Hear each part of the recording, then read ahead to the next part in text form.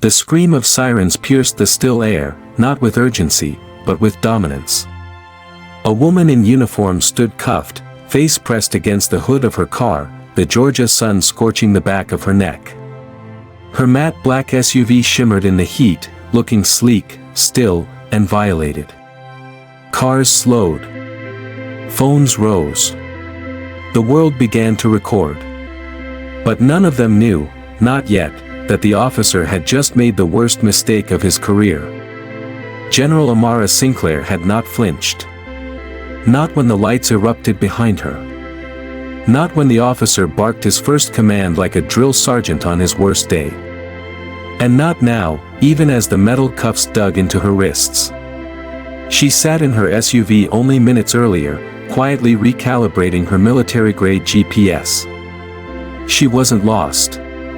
The roads around Fort Ridge had shifted again after yet another construction overhaul, and even seasoned soldiers could lose their bearings when the ground itself kept moving. But this moment, this detour, was not about misdirection. It was about being marked. The red and blue flash in her rearview mirror didn't make her heart race. It made her soul sigh. That long, ancestral exhale every Black American knows. The one that says, "Here we go again." She rolled the window down before he even reached her. Her hands are already visible. Perfect posture. Calm expression. Hands at 10 and 2, like her father had taught her.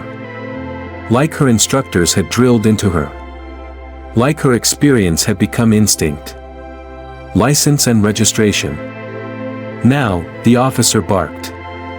No greeting. No explanation. Amara's voice was calm. Reaching now. Glove compartment. He didn't respond. Just stared. One hand was dangerously close to his holster. His belt rattled as he leaned forward, body tense with assumption. She moved slowly and deliberately. Eyes on her hands. No sudden movements. Just like they all taught their children. Not for safety. For survival. It didn't matter to him that she wore 3 silver stars on her shoulder. That she had led soldiers through war zones. That she had stood in the Situation Room, briefing presidents and commanding troops across continents. To him, she was just a black woman in a black SUV parked on the wrong stretch of Georgia highway. I pulled over to adjust my GPS. "I'm not obstructing traffic," she said evenly, handing over her documentation. He didn't look at the papers. His eyes were scanning the interior. His lips curled. "Tints are illegal on a civilian vehicle," he said flatly. "They're legal for base-registered vehicles," she replied. "I can show the documentation." I didn't ask for commentary.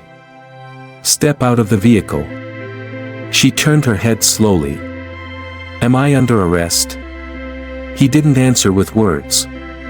Just a tap of his thumb on the latch of his holster.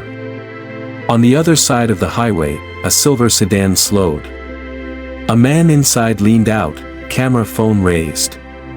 Another car stopped. Then another. Someone shouted, "Why is she being pulled over?" What did she do? But the officer didn't flinch. Didn't look back. Because to him, none of it mattered. Not the onlookers. Not the camera. Not the truth. All he saw was the uniform she hadn't yet named. She stepped out. Every movement is precise. Measured. Like she was back in combat zone territory. Only this battlefield had a paved surface and an American flag flying in the distance. She stood tall, still, composed. "You armed?" he asked. "No. Active duty. Weapons secured on base," she answered. "Oh, you're military now," he scoffed. "What are you, logistics? Cook? Mechanic?" She said nothing. Her silence was a shield. A strategy. He walked the perimeter of her SUV, tapping the window with his flashlight, trying to provoke a reaction. There was none. Just steady breathing. In. Out. Like a sniper slowing their pulse before the shot. Then he said the words she knew were coming. Hands behind your back. The cuffs were cold. The hood of her SUV was hot. His knee pressed into her back, unnecessary force for an unnecessary arrest. But still, she said nothing because she knew. He didn't know who she was. Not yet. Across the highway, the man filming, Captain Luis Navarro, felt something snap in his chest. He didn't know her name, but he recognized the posture, the composure. This wasn't just anyone. This was someone. And this wasn't just a mistake. It was a violation. The officer pressed his radio. Unit 5423, I have a female suspect. Possibly impersonating the military. Bringing her in. Copy that, came the crackled response. Need backup? Negative. Just another mouthy one. Just another. Always just another. Amara shifted her weight, subtly relieving the pressure on her wrists. You're making a mistake, officer, she said, voice like ice wrapped in velvet. He sneered. Oh yeah? And who's gonna save you now? Your commanding officer is gonna fly in and slap my hand. She didn't respond. Instead, she turned her head toward the growing crowd. Calmly, she spoke. Can someone contact Fort Ridge Base Command and inform them that General Amara Sinclair is being detained at Highway 19, mile marker 241? Silence. Then. A collective gasp. Luis's phone trembled in his hand. He dropped it. Picked it back up. General Sinclair. A name that held weight in every military corridor. A name whispered with reverence. Officer Dermott blinked. What did you say? But she didn't repeat herself. Because she didn't need to. Somewhere above them, the unmistakable chop of a helicopter began to hum through the sky. For a moment, Officer Kyle Dermott's confidence wavered. His knuckles whitened around the handcuffs as he stared at the woman he had just shackled. General? No. It had to be a bluff. People made claims all the time. He'd once pulled over a man who said he was a senator's bodyguard. Turned out the guy was unemployed and driving a stolen car.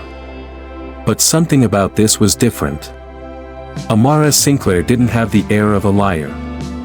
She had the bearing of someone used to authority, not demanding it, but radiating it. Like a lighthouse, stationary, stoic, unmistakable. Still, Kyle shook it off. He couldn't let her words mess with his instincts. Instincts he'd honed on the job, instincts that had kept him alive, as he liked to say in the locker room to rookies. He repeated it now in his head like a mantra. You trust your gut. You don't second guess. You don't give up control. He tugged her wrist tighter. You got a hell of an imagination, ma'am, he said mockingly, dragging out the last word like a curse. You think throwing some stars in your name will change the fact that you parked illegally? Amara didn't resist. Her eyes didn't move. But the silence she gave him wasn't compliance, it was judgment. He felt it. But before he could speak again, the distant hump-womp-womp of a helicopter crept closer. Not police. Not news. He knew that sound. A military chopper. You could hear it in the way the rotors cut the air like a disciplined heartbeat. Kyle's chest tightened. No way, he muttered, trying not to look back. Coincidence. But the people on the side of the road didn't think so. Phones were raised higher now. Voices overlapped. She's military. I heard she said general. Why is he still holding her? The tide was turning, and he felt it in the air. But Kyle wasn't just afraid of being wrong. He was afraid of losing control. And in his world, control was the only thing that stood between respect and chaos. He'd grown up watching his father, also a cop, demand it like a weapon. The man could silence a room with one word. Kyle had inherited that pride, but none of the nuance. He reached for his radio again, this time speaking more urgently. Dispatch, Unit 5423. Situation escalating. A civilian is claiming a high-level military rank. Request verification with Fort Ridge Command. A pause. Then. Copy that, 5423. Hold position. Too late. The helicopter was descending. People had stopped on both sides of the highway now. Traffic backed up, but no one honked. Everyone was watching. Amara's eyes stayed forward, as if the cuffs weren't there. As if the whole highway were just another war zone she'd already mapped out. Kyle turned to face her, grabbing her arm. I don't care who you think you are. I don't answer to military protocol. You're in my jurisdiction. She raised an eyebrow, lips parting just slightly. Your jurisdiction ends where the Constitution begins, Officer Dermott. It wasn't a threat. It was a fact. One he'd never had to consider before. He pushed her toward the cruiser. Across the highway, Captain Luis Navarro had stepped fully out of his car. His phone still recording, he shouted, "You need to release her now. She outranks you 10 ways from Sunday." "Shut up and stay out of it," Kyle shouted back, his voice cracking slightly. He didn't know if Navarro was telling the truth, but he sounded like he was. Behind him, the SUV that had followed the chopper finally pulled up. Tinted windows. Small government plates. The door opened with surgical precision. A woman in a tailored navy pantsuit stepped out, silver hair tied in a bun sharp enough to cut glass. Eyes hard, assessing. Colonel Elise Monroe. She didn't move fast. She didn't need to. The ground moved for her. Kyle turned, hands still gripping Amara's arms. "This is a law enforcement matter. You're interfering." "I haven't said a word yet," Monroe interrupted. Her voice was calm. Precise. Deadly in its professionalism. She stepped forward, heels making tiny clicks on the hot asphalt. "That woman you're detaining," she said, voice crisp, "is a 3-star general in the United States Army.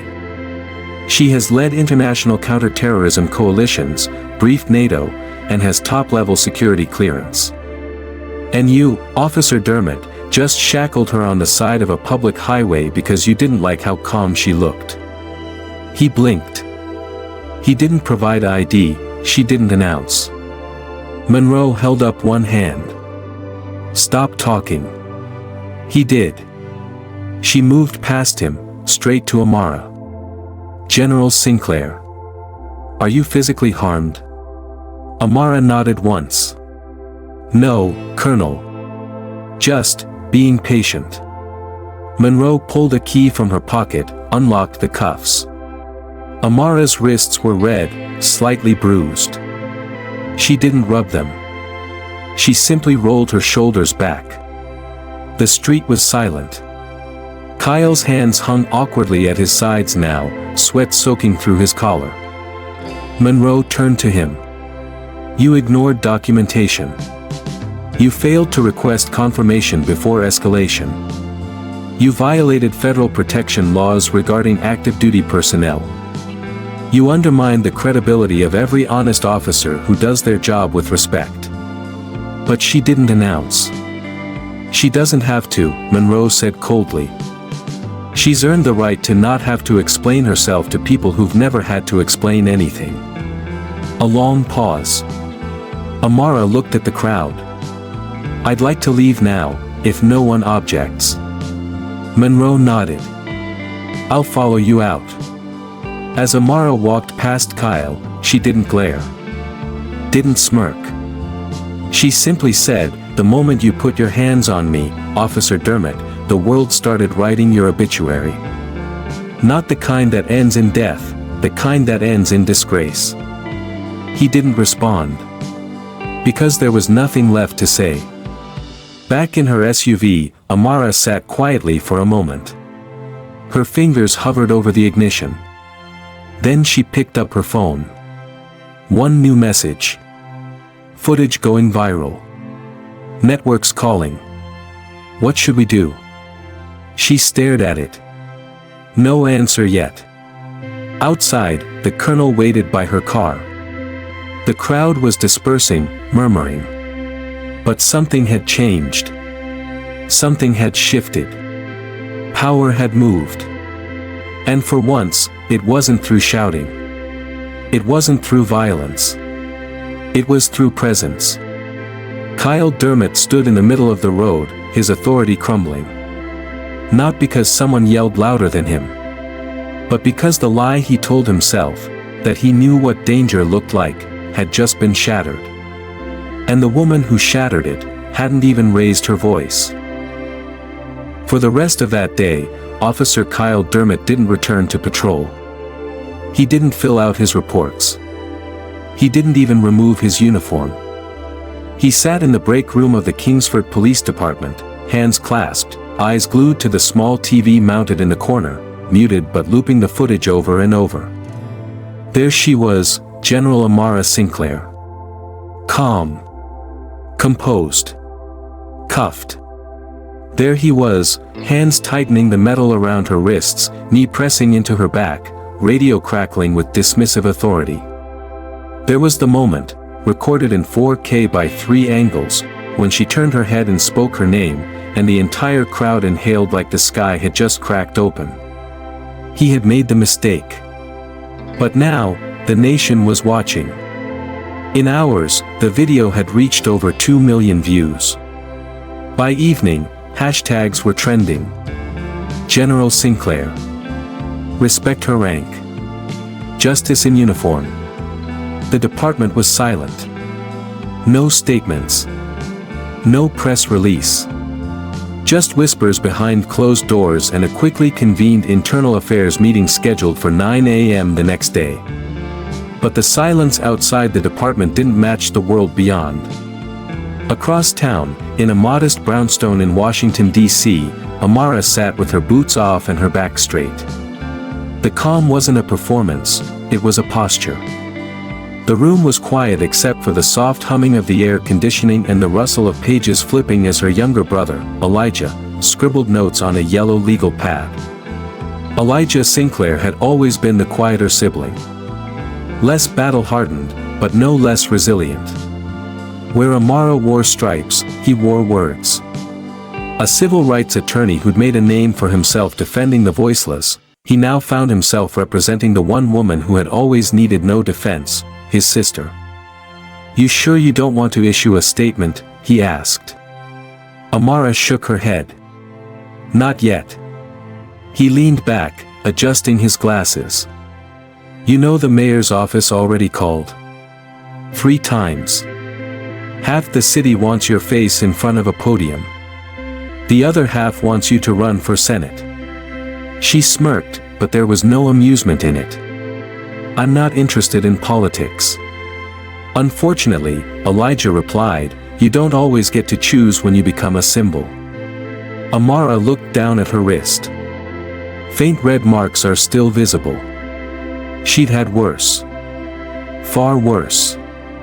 But this wound, this one wasn't just about skin. It was about standing. "I'm not a martyr, Eli." "No," he agreed. "But you're a mirror. And a whole lot of people are seeing themselves in you right now." Amara said nothing. Then her phone buzzed. Another message. CNN. MSNBC. BBC. Everyone wants an interview. She stared at it, then turned the screen off. The next morning, the Internal Affairs conference room was colder than usual. Fluorescent lights buzzed overhead. A single folder sat on the table in front of Officer Dermott, thicker now, packed with time-stamped footage, written statements, digital screenshots, and social media transcriptions. Deputy Chief Adrian Bowers sat across from him. No smile. No small talk. Just a quiet stare that lasted a full minute before she finally spoke. "Do you know who General Amara Sinclair is?" Dermott swallowed. "I do now." Bowers raised an eyebrow. "Did you know at the time of arrest?" "She didn't tell me her full name," he said quickly. "She said she was active duty, but I've had people say that before." "People lie." "She told you she was military. You ignored her documents. You dismissed her calmly stated facts. And you escalated the situation." He opened his mouth. "She never resisted," Bowers cut in. "Never raised her voice. Never threatened you." "I thought she was hiding something," Dermott mumbled. "You mean like credentials?" "She was parked on the side of the road." Bowers leaned forward. "And that's enough to cuff someone?" "I didn't know." "You didn't want to know," she replied sharply. "You saw a black woman alone in a black SUV and decided she was suspicious before she even spoke. You know how I know that? Because I've been that woman. Only I wear a badge, too." Dermott looked down. His knee bounced under the table. His fingers fidgeted. "She made you uncomfortable because she didn't cower," Bowers continued. "And instead of de-escalating, you tried to dominate." He said nothing. She closed the folder. "There will be consequences. You'll hear from the board before the week is out." He nodded. Not because he accepted it, but because he finally understood. Meanwhile, the footage had reached another viewer, one far from Georgia. In a polished office inside the Pentagon, Colonel Elise Monroe stood at her desk, phone on speaker, watching a split screen. On the left, the incident; on the right, national coverage. "She didn't flinch," said a voice from the other end of the line. "Not once." "No, she didn't," Monroe replied. "She's not just a general now." "No," Monroe said again. "She's a symbol." There was a pause. "Should we activate briefing protocol?" Monroe looked out the window, into the morning haze that blanketed Washington. "Yes." Quietly. "And call the Department of Justice. It's time they listen to what she's been telling them for years." That afternoon, Amara Sinclair stood in front of the mirror in her childhood bedroom, still untouched, still filled with dusty medals, photographs, and a wooden American flag carved by her father. She wore no makeup. Her uniform jacket hung on the closet door. She hadn't decided if she'd wear it. Elijah knocked. "You coming?" She nodded. "Ready?" She paused. "No." He smiled. "That's how I know you are." When she walked out the front door, a small crowd had already gathered. Not reporters. Not protesters. Teenagers. Parents. Veterans. Neighbors. They didn't chant. They didn't cheer. They stood. Sometimes, standing was louder than applause. Amara nodded to them as she passed. Each nod was a promise: "I see you. I am you. And I will speak." At the press briefing, no questions were allowed. She didn't need them. She stood at the podium, back straight, eyes forward. "My name is General Amara Sinclair," she began. "I've worn this uniform for over 2 decades. I've commanded troops across deserts and mountains, through war zones and disaster zones. I've served under 5 presidents. I've buried soldiers I loved like siblings." She paused. "And last week, I was detained on the side of an American highway, not for breaking the law, not for threatening anyone, but because someone didn't like how calm I remained in the face of their assumption. The room was silent. I don't stand here today to condemn a man. I stand here to reveal a system. One where bias moves faster than fact, and where authority is wielded like a weapon, not a duty. Her voice didn't shake. I will not ask for justice. I will expect it. Not just for me, but for every person who doesn't wear stars, who doesn't have a camera, who disappears under flashing lights with no one watching. She stepped back. Silence fell like snow. And then, slowly, someone whispered her name. Then another. Then it spread. Sinclair. Sinclair. Not shouted. Carried. Like memory. Like truth. Like change. The clip was only 17 seconds long. Just 17 seconds. A woman in cuffs, her voice calm, her words precise. Can someone contact Fort Ridge Base Command and inform them that General Amara Sinclair is being detained at Highway 19, mile marker 241? That single sentence detonated like a depth charge beneath the American consciousness. By the next morning, over 14 million people had viewed the video. By noon, the president had received a classified briefing. By nightfall, the world knew her name. And yet, for those who had served beside her, the name didn't come with surprise, it came with recognition. For them, Amara wasn't just a general. She was a myth made real. The woman who had once defused a hostage crisis in Kandahar with nothing but an interpreter, a cup of tea, and the patience of a saint. The one who had carried her wounded communications officer 4 miles through sand and sniper fire without losing her grip on either him or the radio. The one who had refused promotion twice because she believed she hadn't earned it yet. Now, she was more than a general. She was a test. A test of whether America was willing to listen when a black woman spoke calmly, even after being cuffed to her car. CNN ran the headline first. General detained, nation reacts to officer's unthinkable mistake. Fox tried a softer spin. Police face backlash after detaining military hero.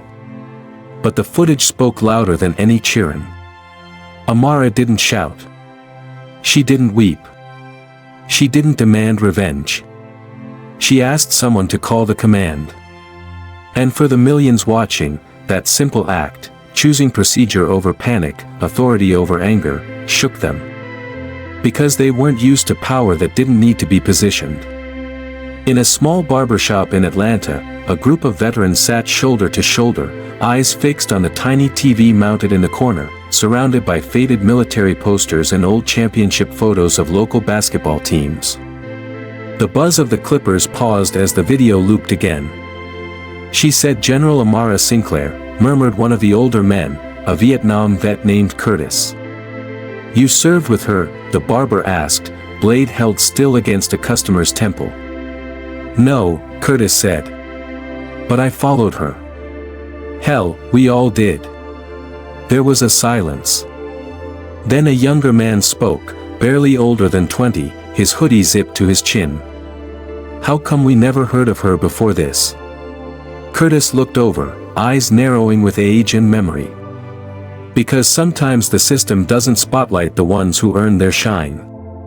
At Howard University, a professor of political science paused her lecture midway. She pulled up the video. Played it twice. Then faced the class. This, she said, pointing toward the screen, is what power looks like when it refuses to scream. This is what the system doesn't prepare for.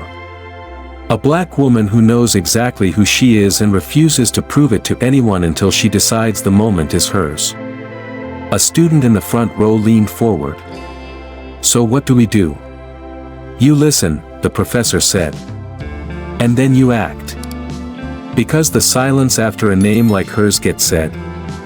That silence is an open door.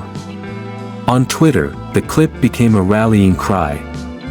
Artists created illustrations of Amara standing in uniform, the broken cuffs falling from her wrists like shackles in reverse. One post read, "They put their knee in her back.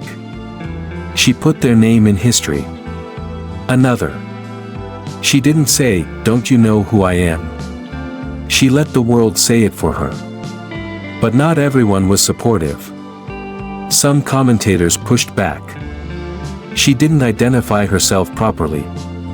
She escalated by not complying faster. If she's a general, why wasn't she treated like one? To that, Amara's brother, Elijah, posted a short video. He stood on the steps of the courthouse in a gray suit, no microphones, just his phone camera and his voice. "I keep hearing people ask why she didn't raise her voice. Why didn't she pull rank?" My answer: she didn't have to. Her dignity was never up for negotiation. And if your respect for her requires her to scream it at you, maybe it was never respect in the first place. The clip went viral, too. Because it wasn't just about her anymore. It was about everyone who had been forced to prove their humanity to people who had already made up their minds. In Kingsford, Georgia, the police department tried to hold the line. They issued a statement. "The officer involved is under review. We remain committed to serving the public with fairness and integrity." But the public was already responding, with their feet, their voices, and their signs. Dozens gathered outside City Hall. Then hundreds. Then thousands. And in the center of the crowd, standing quietly in uniform, was Captain Luis Navarro. He never raised a bullhorn. He didn't need to. People just started listening. Because they knew he was the one who had filmed it. He was the one who had said her name before the rest of the world caught on. He was the one who had chosen to stand rather than scroll past. A reporter found him later, asked what made him act. Luis shrugged. "Because I know what a general looks like." And that day, she looked like America pretending not to recognize its best. Back at Fort Ridge, inside the briefing room lined with flags and glass plaques, Colonel Monroe stood before the command team. "Operation Shield Protocol is now approved for deployment," she announced. Around the room, heads nodded. She clicked the remote. A new slide appeared. Sinclair Safeguard Initiative, training modules for law enforcement on military deference, de-escalation, and bias calibration. "We are no longer waiting for departments to catch up," she said. "We're bringing the training to them." A lieutenant raised his hand. "You think they'll take it seriously?" Monroe looked him in the eye. "They're not being given a choice." Meanwhile, Amara remained silent. She didn't tweet. She didn't post. She didn't accept any interview requests. She just kept showing up at schools, at bases, at neighborhood town halls. And everywhere she went, she carried the same message. Rank doesn't erase race. But it should never erase dignity. In Baltimore, a young girl with cornrows and a bright pink backpack asked her, "Do you think they would have treated you differently if you were a white man?" Amara knelt, eye to eye. "I think they would have asked for my ID before they reached for their cuffs." The room went quiet. Then someone whispered, "General Sinclair." And like a spark, it caught. One voice. Then three. Then the room filled. General Sinclair. General Sinclair. No chants. No slogans. Just her name. Because sometimes that's all it takes to change everything. The air trembled before the rotors could be seen. A low thump thump thump, rhythmic and measured, rolled through the trees lining Highway 19. Birds lifted from the branches. A dog barked once and went quiet. On the side of the road, where her SUV still idled beneath the blistering Georgia sun, General Amara Sinclair stood silently beside Officer Kyle Dermott's cruiser, her hands still cuffed, her shoulders still squared. And the sound grew louder. To the crowd, it was a marvel. A military chopper flying low enough to kick dust off asphalt, bearing no local markings, no network logos, no ambulance sirens. Just matte gray steel and purpose. To Kyle, it was dread incarnate. He took a step back from Amara, blinking upward. His mouth opened slightly as the wind began to stir his uniform. "What the hell is that?" he muttered. But Amara didn't answer. She didn't have to. A quarter-mile down the highway, the helicopter landed with surgical elegance, just outside the line of sight of the main road, but close enough for everyone to feel its presence like a storm waiting just beyond the horizon. Then came the SUV. A sleek black vehicle, no lights, no logos, emerged through the blur of heat rising off the road.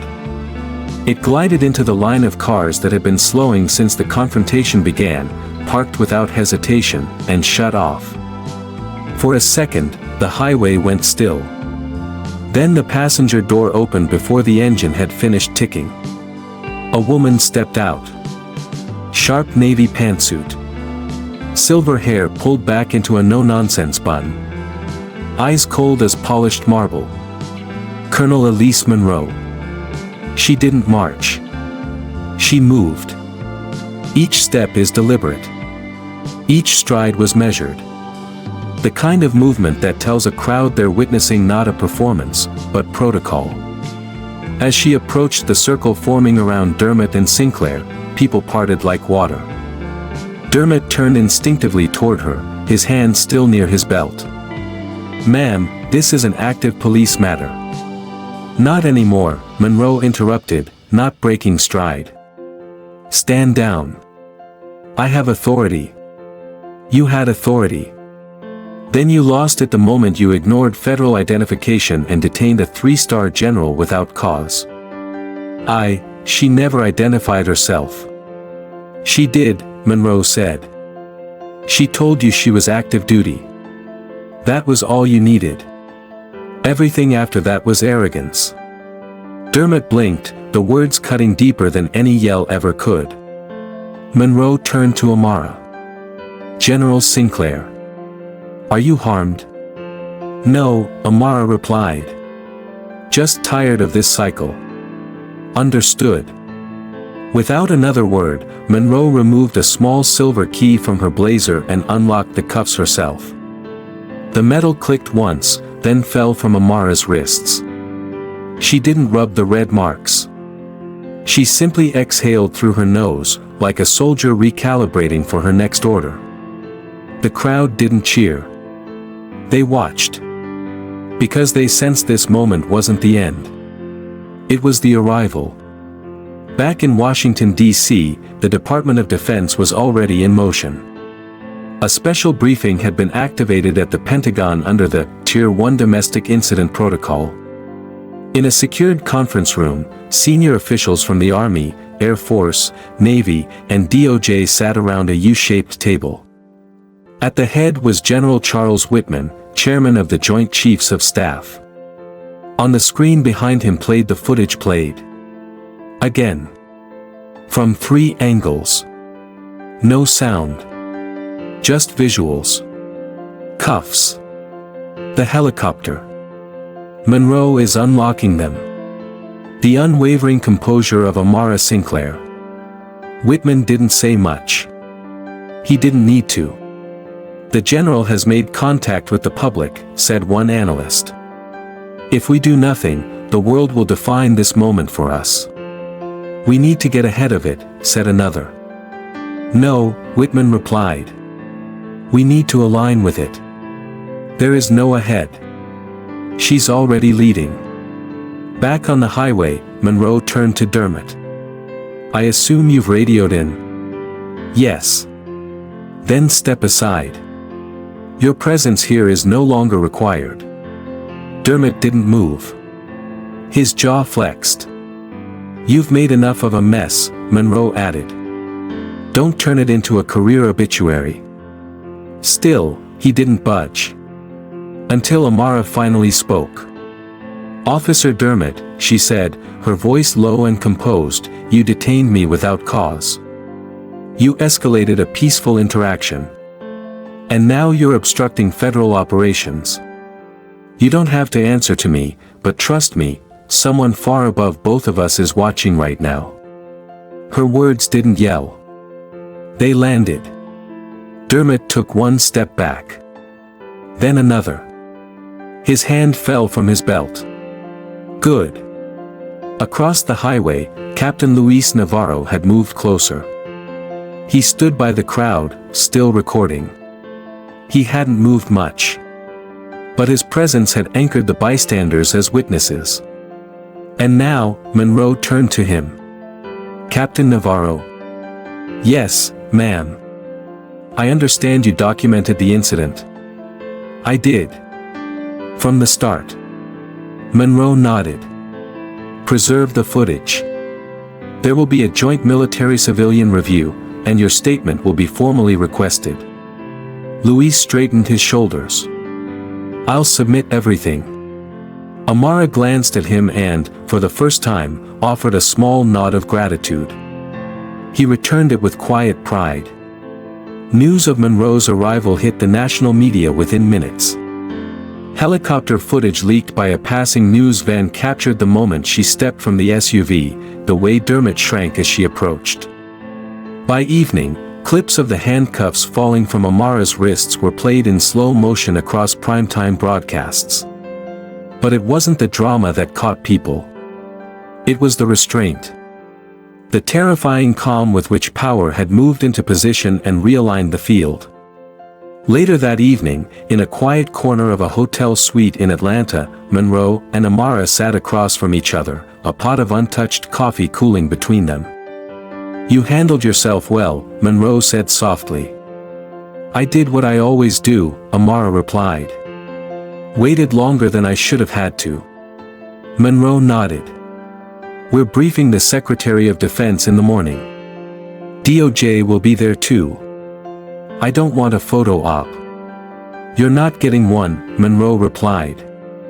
You're getting something better. Legislation. We're drafting the Sinclair Initiative, federal protection protocols, mandatory training for civilian law enforcement, direct military liaison channels in high military density areas. Amara didn't respond right away. When she did, her voice was quieter than usual. You think it'll matter? I think if you speak, they'll listen, Monroe said. And not just because of what happened, but because of how you responded. Amara stood and walked to the window. Outside, the city hummed, unaware that change was being born in silence. I'll speak, she said. Monroe smiled. Then the system won't know what hit it.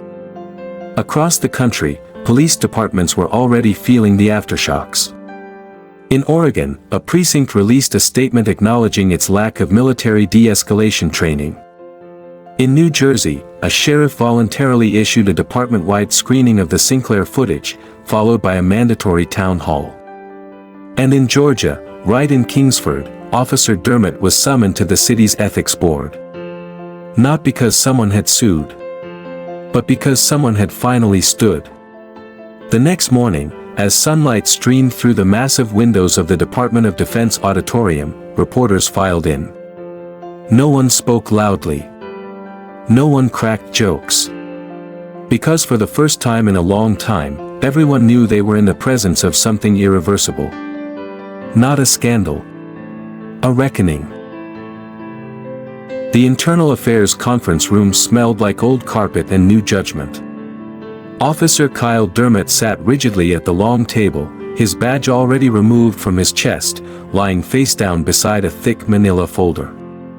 The blinds were closed. A small fan hummed in the corner, doing little to cool the sweat slicking the back of his neck. In front of him sat Deputy Chief Adrienne Bowers, a woman known in the department not for her volume but for her precision. She hadn't said a word in 5 minutes. She just stared at him. To Kyle, the silence was suffocating. Every second stretched like elastic, brittle, and strained. He tried to breathe through his nose, slow and deliberate, the way he'd been taught in basic training. But it wasn't working.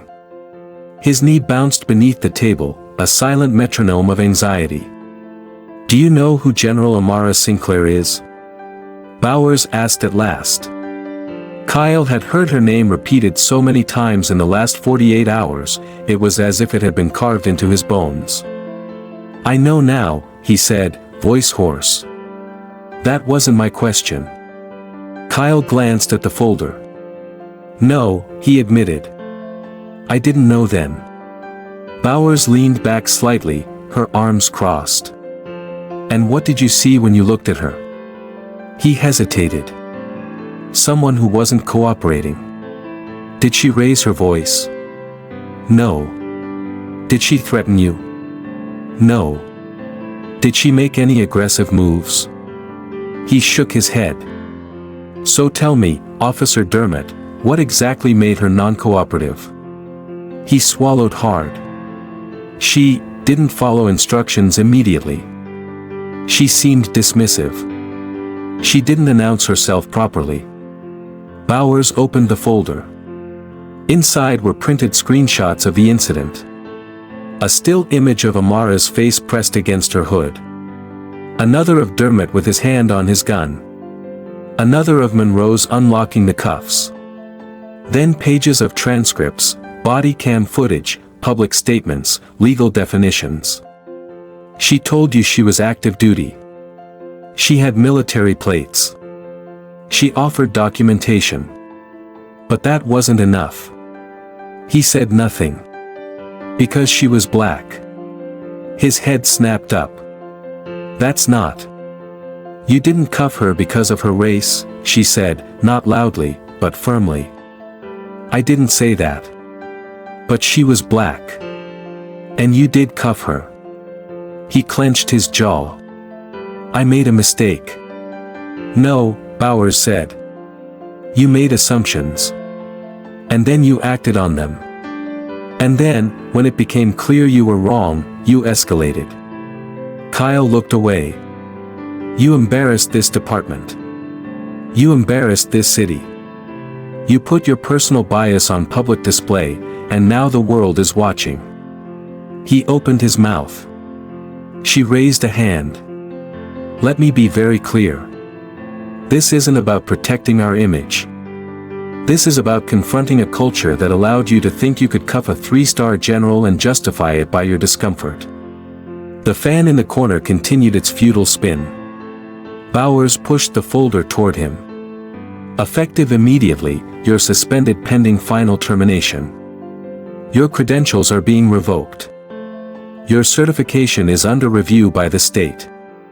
If the DOJ pursues civil rights violations, we won't defend you." Kyle's shoulders slumped. There was no outcry. No objection. Just the dull thud of truth landing. "I didn't know," he whispered. Bowers stood. "And that's exactly the problem." Across town, Amara Sinclair sat in her brother's apartment, watching the news on silent. Every network showed the same image, her standing at the podium. Her face firm, her voice unwavering.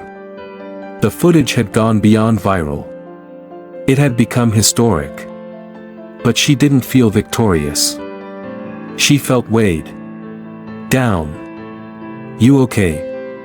Elijah asked, placing a mug of coffee beside her.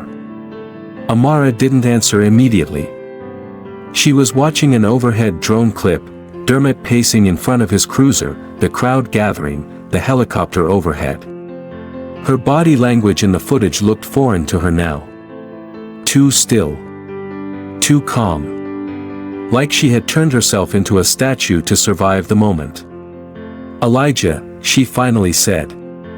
"Do you think I did the right thing by staying silent in that moment?" He nodded without hesitation. "Yes. What if I hadn't said my name? What if there wasn't a crowd?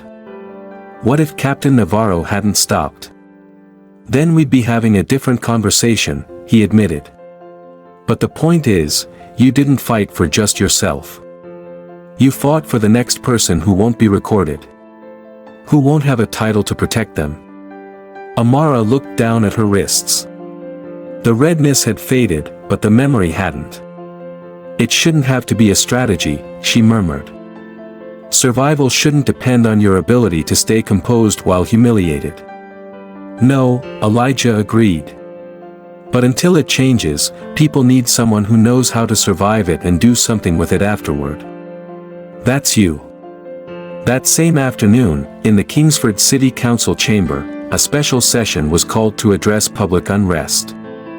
The mayor took the podium, flanked by city officials, police representatives, and members of the community.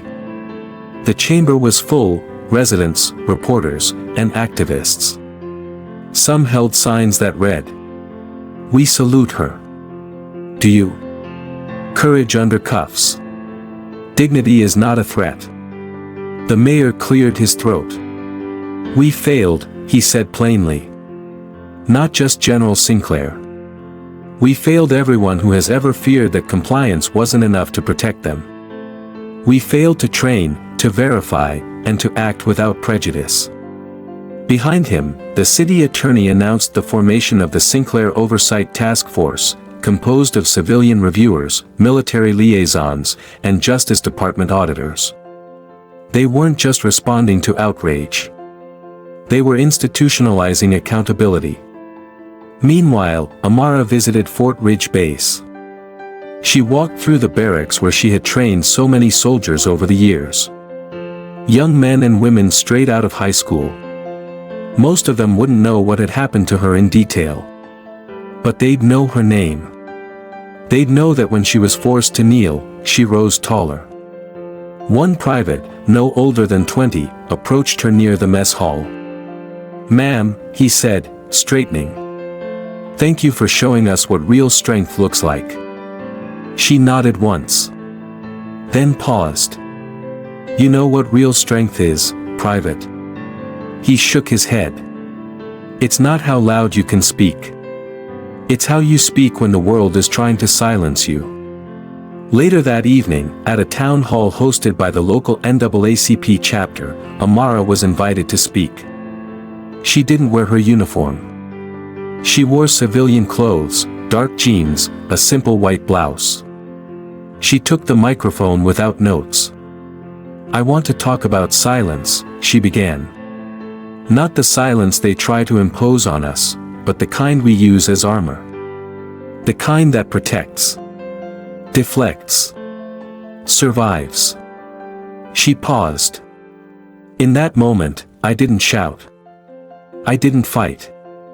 And I've been asked, why not? Why didn't I defend myself louder?" She looked at the crowd. "Because I knew my silence would echo louder than my outrage. Because the truth was already in the room, it just needed someone calm enough to hold it up like a mirror." There was quiet. Then a woman near the front whispered, "Thank you." Another man said, "You gave us back something." Amara smiled, tired but grounded. "I didn't do this to be thanked," she said. "I did this so that the next black woman who gets pulled over on a quiet road doesn't have to be me to survive it." At that same hour, in his empty apartment, Officer Kyle Dermott sat on his worn-out couch, a sealed envelope in his lap. Inside was his formal termination notice. The words were cold, clinical, final. He muted the TV, which still showed images of Amara's face, her voice echoing in snippets. He stared at the carpet. Thought about how close he'd come to destroying more than his career. He'd come close to ending something sacred. Trust. He had made a choice. And the world had answered. Not with fury, but with clarity. And now he had to live in that silence, the same silence she had weaponized to reveal who he was. And who she had always been. The bell rang sharply down the tiled hallways of Southeast Academy in Washington, D.C., but the students barely noticed. They weren't heading to math. Or gym. Or history. They were headed to something they'd never experienced before, a closed-door talk with a real-life general. Not a hologram. Not a photograph in a textbook. Not an inspirational video their teacher queued up on YouTube to kill the last 5 minutes of class. This was different. This was her. General Amara Sinclair. The woman whose face had been on every news station, whose name had sparked chants at rallies and whispers in classrooms. The woman who had stood against injustice, not with a fist raised, but with silence, poise, and steel in her spine. Inside room 212, the desks had been rearranged into a semicircle. The fluorescent lights buzzed softly above. A single folding chair sat at the front of the room, facing the students. Ms. Carmichael, their 9th grade social studies teacher, had spent days preparing. She was the one who had sent the invitation, not through the military, not through any official channel, but in a direct message typed late one night. Dear General Sinclair, I don't know if this will reach you, but my students have been asking questions. The kind I don't always know how to answer. They saw your video. They read your speech. They want to understand the silence, the strength, the patience. If you have even 20 minutes. We're listening. She hadn't expected a reply. But 4 days later, Amara walked through the front doors of Southeast Academy, not with an entourage, but with a single aide who stayed by the entrance, quietly nodding to teachers and students. Now she sat at the front of room 212, legs crossed, not in uniform but in a navy blazer and slacks. No medals. No name tag. Just herself. The students, mostly black and brown, filed in slowly. Some sat wide-eyed. Others folded their arms with practiced skepticism. A few tried to act unimpressed, but even their fidgeting betrayed curiosity. Ms. Carmichael stood by the door, her hand resting on the light switch as if this moment needed gentle lighting. Amara looked around the room. Then smiled. You don't have to be quiet for me, she said. This isn't boot camp. That broke the tension. Laughter rippled. A girl in the front row leaned forward.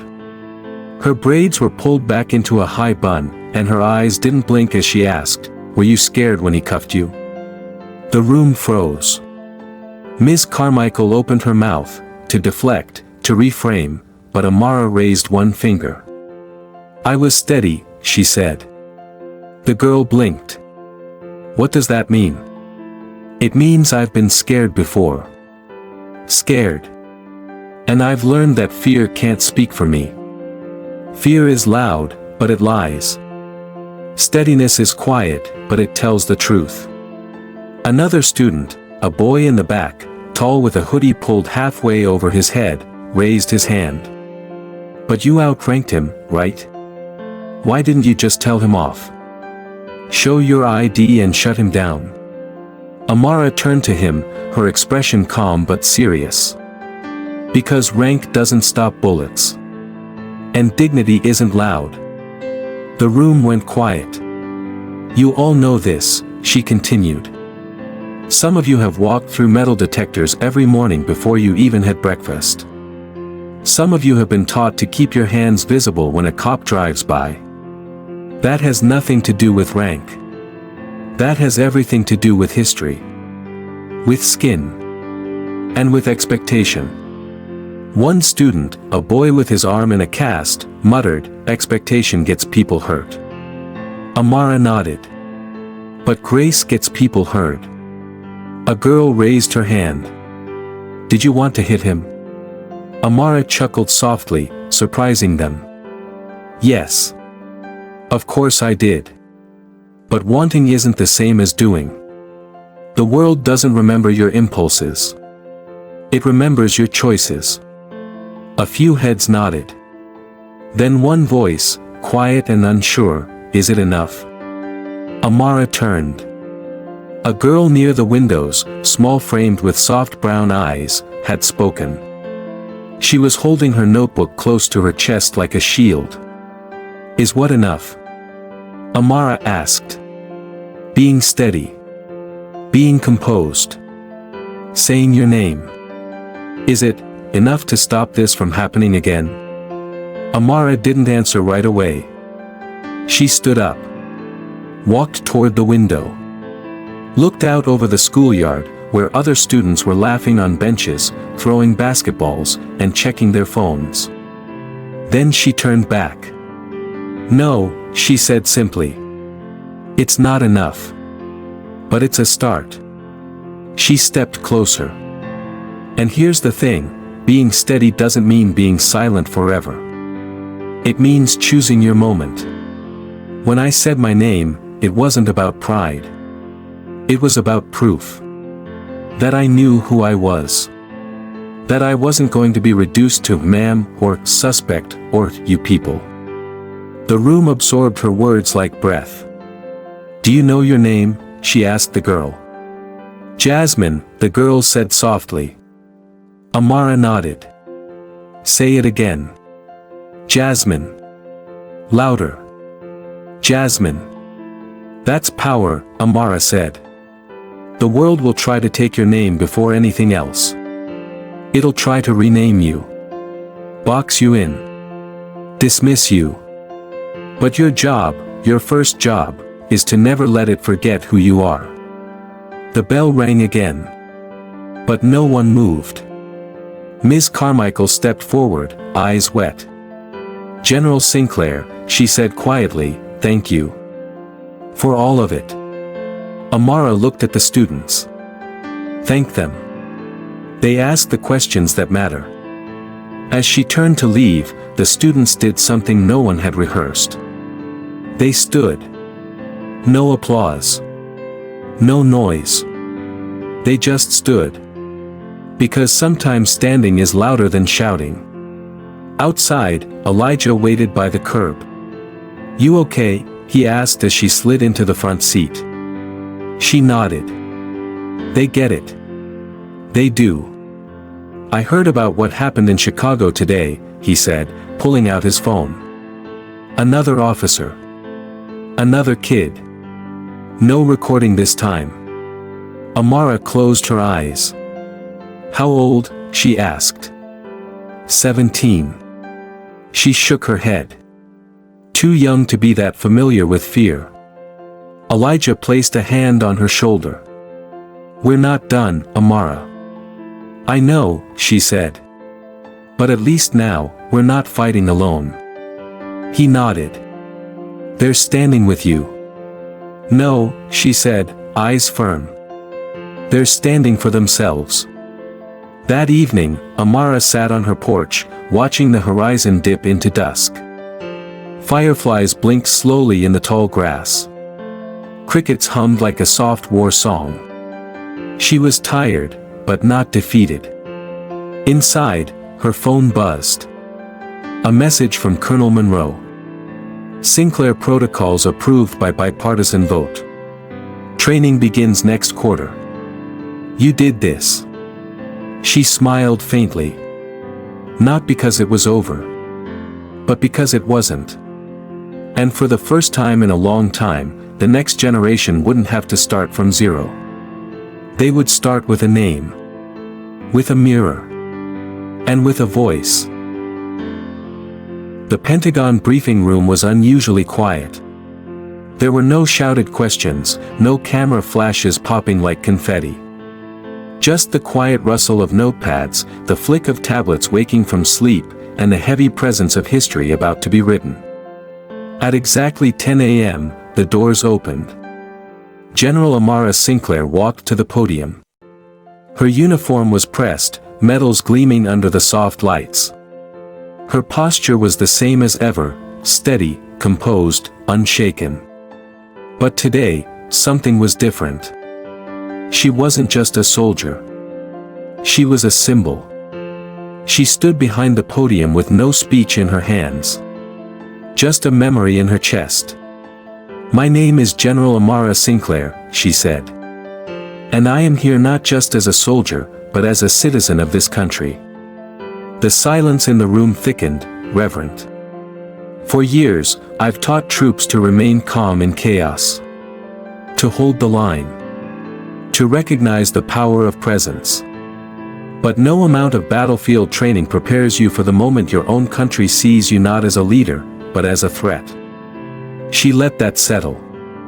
When I was detained, I chose silence. Not because I was weak, but because I understood the power of letting the system reveal itself. I didn't need to scream. I didn't need to prove myself. I just needed to be exactly who I was, and allow the truth to catch up. A few reporters wiped their eyes. Others leaned forward, pens frozen in midair. In the weeks since, I have watched this country react with outrage, with debate, with introspection. I have seen children stand, veterans weep, and communities rally. I've also seen denial, deflection, doubt. But what I haven't seen, what we can no longer afford not to see, is real reform. She turned slightly, motioning toward the seated officials behind her. Today, I am proud to announce the passage of the Sinclair Reform Act, a bipartisan bill that mandates all law enforcement departments receiving federal funding to adopt a three-pronged initiative. 1. Mandatory de-escalation training, modeled after military restraint protocols. 2. Military personnel verification systems, for accurate and immediate identity confirmation. 3. Bias awareness and response modules, rooted in real-case evaluations, not theory, but practice. The crowd began to murmur, surprise, approval, relief. Amara continued. This is not a perfect bill. No law ever is. But it is a beginning. It is a framework. It is a line drawn in policy where too many have bled in silence. She stepped back. Did not bow. Did not salute. She simply stood there. And they stood with her. Not a soul clapped. But everyone rose. Because some moments don't call for celebration. They call for a witness. That evening, back in Virginia, Amara walked barefoot across her living room. The sunlight painted soft gold onto the old family photos lining the mantel, her mother holding a newborn Amara, her father in Vietnam fatigues, a faded photo of her younger self in boot camp, a single star sewn on her shoulder. She stopped in front of one frame, her father's funeral. He had died decades earlier, buried with honors, but not with peace. He came home from war only to face another kind of battlefield, one paved with silence, slurs, and a system that saw his service as temporary, his dignity as optional. He never got the medals. But he got the burden. And somehow, she had carried it forward. Not with rage, but with restraint. She touched the edge of the frame gently, then walked out to the balcony. The air smelled like grass, heat, and something new. Her phone buzzed. It was Elijah. I just watched the whole thing, he said. She smiled softly. You proud of me, big brother? Always, he said. The N after a pow-e, but it's not over. She nodded, the wind catching her voice. It never is. They sat in silence for a few seconds. Then he asked, what now? And Amara responded, not with certainty, but with something stronger. We keep showing up. 2 days later, at a small public elementary school in Atlanta, Amara sat in the back row of a gymnasium filled with folding chairs. She wasn't the speaker this time. She wasn't the guest of honor. She was there to listen. On stage, a group of fifth graders performed a spoken-word piece titled, Don't Assume, inspired by the video of her detainment, which they had studied for weeks. One child stepped forward. She couldn't have been older than 10. Wearing oversized glasses and her mother's blazer, she recited, I am not a stranger to silence. But don't mistake my quiet for surrender. I carry dignity like armor. You will not unname me. I am the daughter of giants. And today, I stand. Don't assume I am angry. Don't assume I am weak. Don't assume. Because I know who I am. When the applause came, it wasn't thunderous. It was gentle. Lasting. Real. And Amara wept, not from grief, not even from relief, but from the soft, quiet realization that something had shifted. The kids were watching. And more importantly, they were speaking. That night, she received one last call. Colonel Monroe. There's a seat open next week on the advisory panel for DOJ training reform, Monroe said. You want me to testify again? No. I want you to teach them. Amara didn't reply immediately. Monroe added, this time, they'll be listening. Amara finally answered. Then let's begin. And just like that, the story that had once started on a hot stretch of Georgia highway didn't end. It widened. It deepened. It continued in classrooms, courtrooms, congressional halls, and community centers. Because what Amara Sinclair had offered wasn't just justice. It was a blueprint. And in every step forward, in every yes, ma'am, spoken with sincerity, in every moment of pause before presumption, her presence echoed. Not as an outcry, but as a quiet, permanent, powerful correction. A new way of standing. The story of General Amara Sinclair is more than just a confrontation on a highway, it is a profound reminder that dignity, restraint, and identity are acts of quiet revolution. In a world where injustice often demands noise, she showed that presence can be louder than protest and poise more powerful than fury. Her silence wasn't weakness, it was strategy. Her calm wasn't compliance, it was command. This story teaches us that knowing who you are is the most unshakable armor you can wear, and that sometimes the most radical act is simply to stand tall and say your name when the world wants to erase it. In the face of bias, let us not only react but respond with clarity, purpose, and the kind of grace that disarms arrogance. Let us teach our children, like Amara taught the classroom, that fear cannot speak for them, and that real power isn't in how loud you shout, but in how unshakable you remain when the world expects you to break. This is not just her story.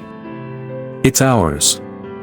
If her courage moved you, like this video, share it with someone who needs it, and don't forget to subscribe for more stories that honor truth, spark change, and empower the voices that too often go unheard. Because change doesn't start with policy. It starts with presence. And we keep showing up.